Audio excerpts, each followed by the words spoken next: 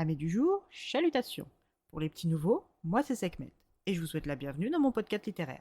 Dans mon émission, je vais tenter 3 fois par semaine de vous donner envie de découvrir des livres de tout poil, récents et moins récents. Alors, si ça vous tente, c'est par ici la suite.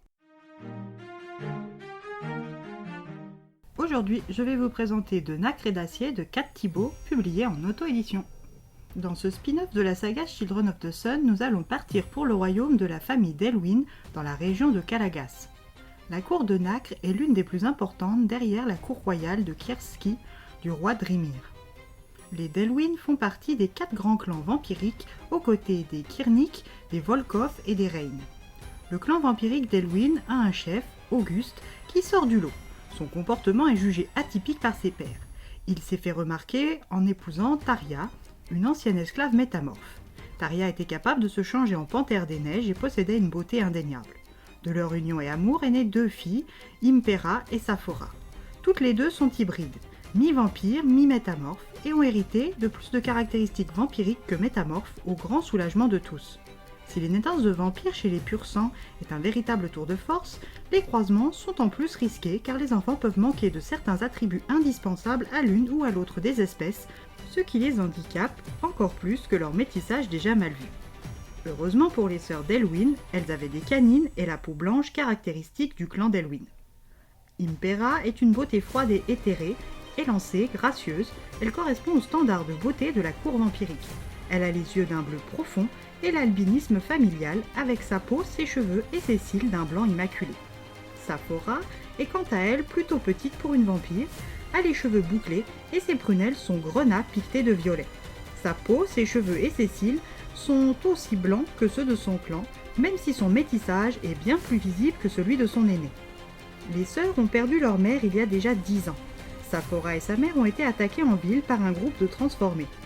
Ces êtres fraîchement mordus pour qui la transformation d'humain à vampire a échoué, laissant derrière elle un monstre assoiffé de sang, à la force colossale et au cerveau ramolli. Taria s'est bien battue et a sauvé sa fille, mais elle est morte avant l'arrivée des renforts du palais, laissant ses 3 proches dans une peine immense. Depuis ce funeste jour, la cour de Nacre ne cesse de s'endetter et tout va de plus en plus mal, y compris aux frontières des terres sauvages, barrière naturelle avec le territoire des Lycans. Saphora, qui est 10 ans plus jeune que sa sœur, n'est pas sollicitée dans les affaires d'État et doit s'en mêler discrètement et en fugitive. Elle fugue donc en journée pour éliminer des transformés qui terrorisent les habitants, donc son peuple. En bas, elle se fait surnommer Sni, neige, en dialecte Calagas, ou bien la vengeresse masquée. Aujourd'hui est un jour important pour la famille d'Elwyn. Auguste, en quasi-banqueroute, a accepté d'unir Impera à l'un des jumeaux Volkov. Avec Jiang Mei de Portmore Volkov, chef du clan vampirique de la Cour d'Acier, il a conclu un marché financier. Unir les 2 clans par un mariage en échange de fonds importants. Et c'est aujourd'hui que Clématis et Maxus arrivent. Ils vont passer du temps avec les filles jusqu'aux festivités de la déesse vampire Feza, qui ont lieu 2 fois l'an, à l'équinoxe et au solstice, pour célébrer la créatrice du monde d'Orpire. En cette date, les jumeaux seront rejoints par leurs parents, Jeva et Jiang, afin d'annoncer à tous ceux présents l'union de leurs 2 clans. Impera prend son rôle d'aîné au sérieux et refuse que Saphora prenne sa place dans une union, même si cette perspective la révolte autant que sa cadette. À leur arrivée après un long voyage, les jumeaux sont accueillis par un émissaire, Sigmund Leif, et un convoi. Maxus, qui suite à un accident est privé de la parole, laisse Clématis gérer le relationnel. Maxus est froid et intimidant, et son mutisme ne fait qu'accentuer cet effet. Il ne peut communiquer qu'avec sa jumelle par la pensée, car elle, pour des raisons ignorées de tous, est la seule capable de l'entendre. Sur la route, il entend un cri d'enfant désespéré. Il fait arrêter le convoi et suit ses oreilles. Il tombe nez à nez, désarmé, sur un transformé voulant attaquer un gamin.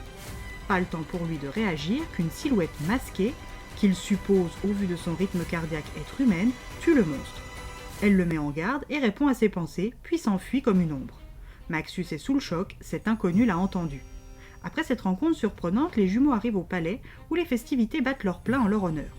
Ils font la rencontre des sœurs d'Elwyn et Clématis évite sous le charme d'Impera.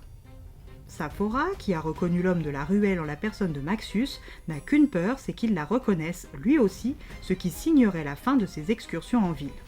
Le temps en la compagnie des jumeaux Volkov permet aux sœurs d'apprendre à les connaître et les affinités se créent sans en avoir l'air, surtout entre Saphora et Maxus. Le solstice est là et les seigneurs Volkov sont arrivés. L'annonce du mariage entre Impera d'Elwyn et Maxius Volkov est annoncée. Saphora, qui commençait à s'attacher aux grands brins ténébreux depuis qu'ils avaient découvert leur capacité à communiquer, est ravagée par cette annonce et surtout par l'absence d'opposition des deux parties. Saphora doit rétablir une distance avec Maxius, et ce au moins jusqu'au mariage, car après la distance physique fera le reste, entre elle et son beau-frère. Le jour des noces est enfin arrivé. Saphora part chercher Impera, qui est introuvable. Elle s'est enfuie en laissant un mot. Pour sauver l'honneur familial, c'est elle qui va devoir épouser Maxius. Mais sera-t-elle acceptée dans le rôle?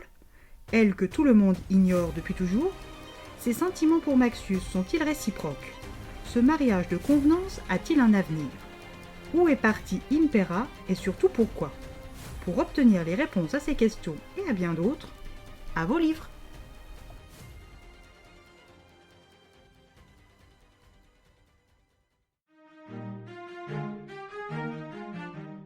Un roman qui se dévore en moins de temps qu'il n'en faut pour dire d'Elwyn.